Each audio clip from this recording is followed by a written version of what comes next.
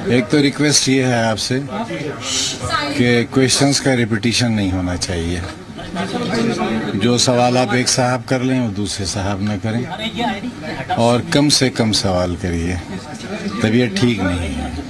आजम भाई, आप ये 2.5 साल के बाद आपको ये सुप्रीम कोर्ट से राहत मिली है, तो इस मामले को लेकर आपका एक हाई कोर्ट में मामला 5 महीने फंसा रहा है, तो सुप्रीम कोर्ट ने आपको जमानत दी है, तो इसको लेकर क्या कहेंगे? जिस तरीके से फैसले हुए हैं ये रोके गए। मैंने एक मौके पर जेल में जब वीसी हुई वीडियो कॉन्फ्रेंसिंग, तो जज साहब से ये कहा था कि आपके पास आसमान वाले की डेलीगेटेड पावर्स हैं और उन पावर्स का इस्तेमाल आपको कैसे करना है, जाहिर है ये आपको ही तय करना है।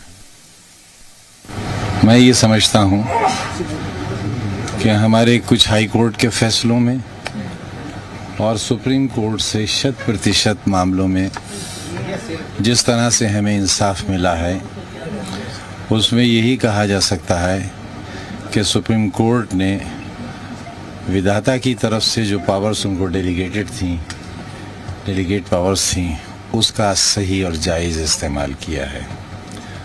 और सुप्रीम कोर्ट ने हमारे दिलों को इस बात के लिए मजबूर किया है कि जिस तरह हमारे अब्दुल्ला ने कहा, उस तरह हम भी ये कहें, सुप्रीम कोर्ट जिंदाबाद।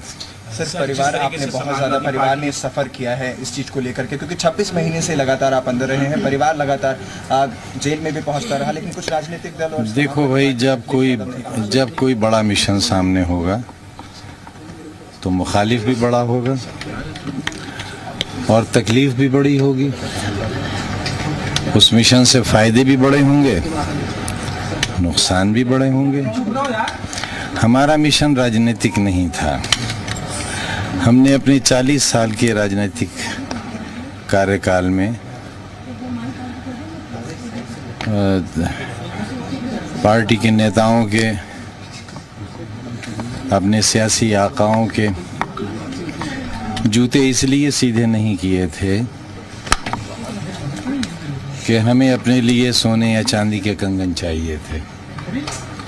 हम कहाँ रहते हैं ये आपने देखा है, हमारा शहर कैसा था और अब कैसा हो गया ये भी आपने देखा है।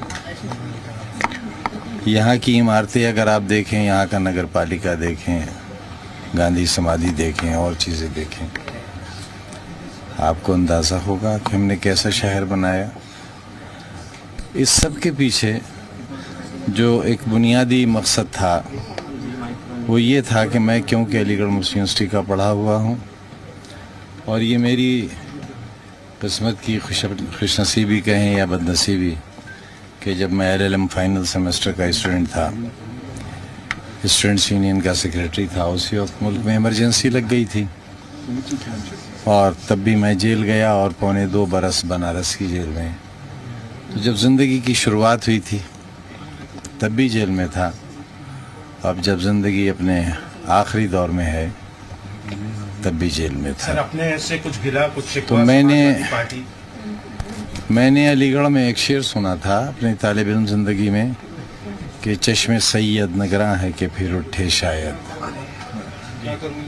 चश्मे सैयद नगरा है कि फिर उठे शायद, कोई दीवाना अलीगढ़ के बयाबानों से। तभी मैंने अपने छात्र जीवन में ही ये तय किया था, मैं कोशिश करूंगा कि एक और AMU तैयार किया जा सके। बड़े भाई, बहुत